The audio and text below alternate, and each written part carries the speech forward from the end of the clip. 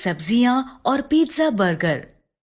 बहुत समय पहले किसी शहर में एक परिवार रहता था। परिवार में दादा दादी और मम्मी पापा के साथ 8 साल का हिमांशु और 7 साल की हिमानी भी रहते थे। दोनों को बाहर का खाना बहुत पसंद था, इसलिए वो पिज्जा बर्गर तो बहुत शौक से खाते थे, लेकिन हरी सब्जी और फलों को खाने से हमेशा मना कर देते थे। नहीं, हमें सब्जी और फल अच्छे नहीं लगते। हमें बस पिज्जा और बर्गर अच्छा लगता है। लेकिन बच्चों, अगर तुम फल और सब्जियां नहीं खाओगे तो तुम्हारी आंखें कमजोर हो जाएंगी और तुम्हें इस छोटी उम्र में ही चश्मा लगाना पड़ेगा। लेकिन वो कभी अपनी मम्मी की बात नहीं मानते थे। नहीं, हमें फल और सब्जियां अच्छी नहीं लगती। एक दिन मम्मी ने उन दोनों को अकेले में प्यार से समझाया। हरी सब्जियां और फल खाने से हमारी आंखें ठीक रहती हैं, और अगर तुम्हारी आंखें खराब हो गई तो तुम्हें चश्मा लगाकर रहना पड़ेगा। मम्मी के प्यार से समझाने पर हिमानी मम्मी की बात मान गई। ठीक है मम्मी, मैं आज से रोज हरी सब्जियां और फल खाऊंगी। लेकिन हिमांशु मम्मी की बात नहीं माना। नहीं मम्मी, पिज्जा बर्गर ही अच्छे लगते हैं, इसलिए मैं वही खाऊंगा। अब मम्मी ने हिमांशु को समझाना बंद कर दिया। ऐसे ही बहुत दिन बीत गए। हिमानी रोज हरी सब्जियां और फल खाने लगी और हिमांशु पहले की तरह पिज्जा बर्गर ही खाता रहा। एक दिन स्कूल में हिमांशु की टीचर ने उससे कहा, हिमांशु, ब्लैक बोर्ड पर लिखे सवाल का जवाब दो। लेकिन जब हिमांशु ने बोर्ड पर देखा तो उसे सब कुछ धुंधला धुंधला दिखाई दिया। उसने आंखें मसलकर फिर से देखा, लेकिन फिर भी सब कुछ धुंधला ही था। हिमांशु के जवाब ना देने पर टीचर ने उससे गुस्से से कहा, हिमांशु, क्या तुम्हें इतने आसान से सवाल का जवाब भी नहीं पता? रुको, मैं अभी तुम्हारे मम्मी पापा को स्कूल बुलाती हूँ। ये कहकर टीचर क्लासरूम से चली गई। कुछ देर बाद टीचर के फोन करने पर हिमांशु के मम्मी पापा स्कूल आए। मैंने हिमांशु से मैथ का इतना आसान सवाल पूछा था, लेकिन हिमांशु को ये भी नहीं पता कि 2+2 कितने होते हैं। क्या हिमांशु, तुम्हें इतने आसान सवाल का जवाब भी नहीं पता? लगता है तुम आजकल ठीक से पढ़ाई नहीं कर रहे हो। नहीं मम्मी, मुझे पता है 2+2 4 होते हैं। तो तुमने टीचर को आंसर क्यों नहीं बताया? वो इसलिए कि मुझे बोर्ड पर लिखा सवाल दिखाई नहीं दिया। मैंने तुम्हें कहा था ना, हरी सब्जियां और फल खाया करो। देखो अब तुम्हारी आंखें खराब हो गई। अगर हिमानी की तरह तुम भी मेरी बात मानते तो तुम्हारी आंखें भी ठीक रहती। सॉरी मम्मी, आज से मैं रोज हरी सब्जियां और फल खाऊंगा। हिमांशु को ऐसे रोता देख मम्मी समझ गई कि हिमांशु को अपनी गलती का एहसास हो गया है। उसने हिमांशु को चुप कराते हुए कहा, ठीक है हिमांशु, जो हो गया वो हो गया। लेकिन अब अगर तुम रोज हरी सब्जियां और फल खाओगे तो हो सकता है तुम्हारी आंखें फिर से ठीक हो जाए। तब तक के लिए चलो मैं तुम्हें चश्मा लगवा देता हूँ। मम्मी पापा के ऐसा कहने पर हिमांशु ने रोना बंद कर दिया और पापा ने हिमांशु का नजर का चश्मा बनवा दिया। इस तरह हरी सब्जियां और फल खाने के कारण हिमानी की आंखें ठीक रहीं और हरी सब्जियां ना खाने के कारण हिमांशु को चश्मा लगाना पड़ा। गलती से गलती।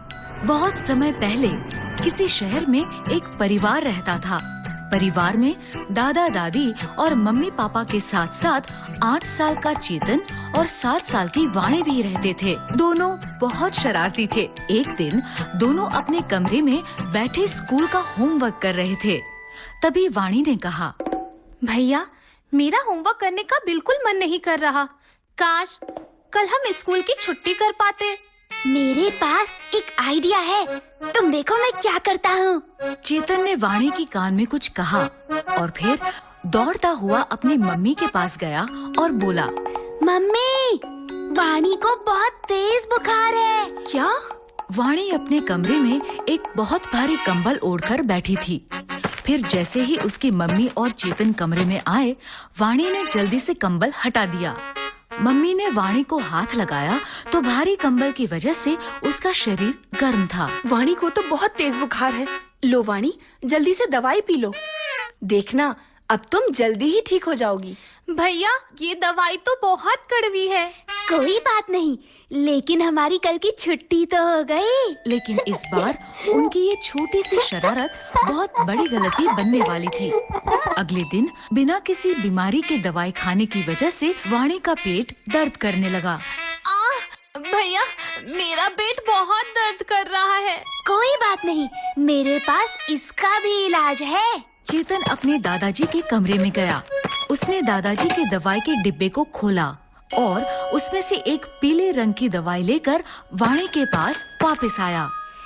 ये लो, कुछ दिन पहले दादाजी का पेट दुख रहा था, तब उन्होंने भी यही पीली वाली दवाई खाई थी। वाणी ने तुरंत वो दवाई खा ली, लेकिन इससे उसका पेट दर्द और बढ़ गया। भैया, ये पेट दर्द तो और बढ़ गया। क्या? रुको, मैं दादाजी के दवाई के डिब्बे से कोई और दवाई लेकर आता हूँ। चेतन, मेरी दवाइयों के साथ क्या कर रहे हो? कुछ नहीं दादाजी। चेतन, याद रखना, दवाइयों से खेलना नहीं चाहिए, क्योंकि दवाइयाँ बीमार होने पर ही खाई जाती हैं, और अगर बिना किसी बीमारी के इन्हें खाया जाए तो इससे शरीर को बहुत नुकसान पहुंचता है। ठीक है दादाजी। ये कहकर चेतन वहाँ से भागकर अपने कमरे में आ गया। उसने वाणी को वो दवा खिला दी, जिससे वाणी की तबीयत और बिगड़ गई। वो दर्द के कारण जोर जोर से रोने लगी। वाणी को रोता देख चेतन को अपनी गलती का एहसास हुआ और वो भी रोने लगा। ये सब मेरे कारण हुआ है। मुझे तुम्हारी बीमारी का बहाना नहीं लगाना चाहिए था। दादाजी ठीक कहते हैं, हमें बिना किसी बीमारी के दवा नहीं खानी चाहिए।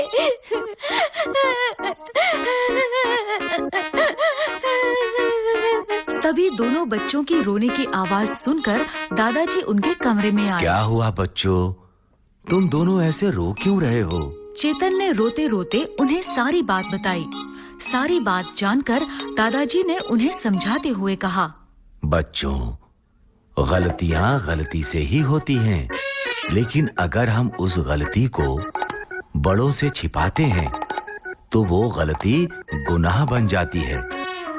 इसलिए कुछ भी गलत होने पर हमें इसके बारे में सबसे पहले घर के बड़ों को बताना चाहिए, ताकि वो समय रहते उस गलती को ठीक कर सकें। ठीक है दादाजी, आज से कुछ भी गलती होने पर हम सबसे पहले बड़ों को बताएंगे। इसके बाद दादाजी ने डॉक्टर को फोन किया। डॉक्टर ने वाणी की ठीक से जांच कर उसे दवाई दी, जिससे वो जल्द ही ठीक हो गई।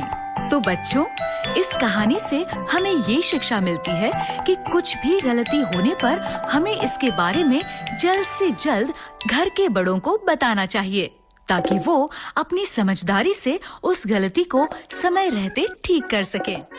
बेबी का मेकअप। बहुत समय पहले किसी शहर में एक छोटा सा परिवार रहता था। परिवार में बेबी नाम की 7 साल की बच्ची अपने मम्मी पापा के साथ रहती थी। बेबी की मम्मी बहुत सुंदर थी और वो बहुत अच्छा मेकअप भी करती थी। बेबी को अपनी मम्मी का मेकअप बहुत अच्छा लगता था। मम्मी को देखकर वो हमेशा सोचती थी कि मैं भी ऐसे मेकअप में कितनी अच्छी। Discover the joy of investing. Open your free Demat account with Angel One. Investments in securities market are subject to market risks. Read all the related documents carefully before investing.